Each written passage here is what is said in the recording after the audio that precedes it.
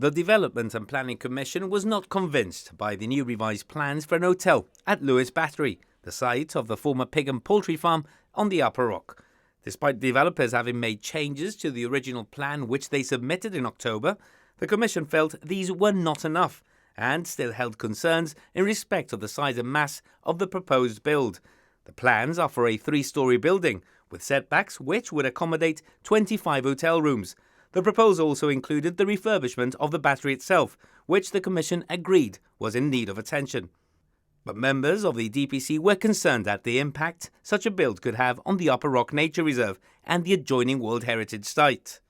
The concerns were also expressed in the 10 objections received from the public, who similarly expressed concerns the hotel could have on the Upper Rock, including traffic, pollution, disturbance of wildlife, and increased access to the nature reserve by non-residents outside of daytime hours.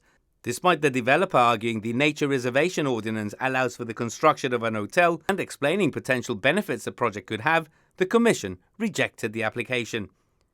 Plans for a proposed construction in the area of the slopes to the south of both worlds, on the east side of the rock, were also discussed at the DPC during its first meeting of the year.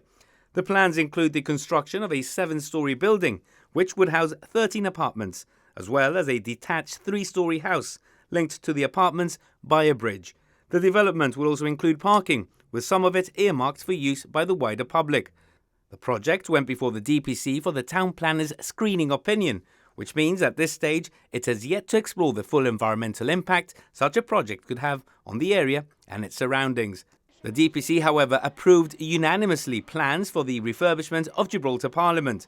Approval was granted for the repair and repainting of the exterior of the building, as well as for the installation of an internal lift. The roof terrace will also be refurbished in order to increase the possibility of greater use of the area.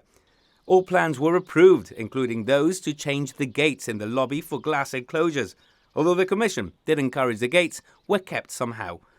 And following comments about the loss of buzz in the heart of town following the closure of the cafeteria below Parliament, plans were submitted this morning for the refurbishment of one of the kiosks at the site to allow for it to be converted into a cafeteria.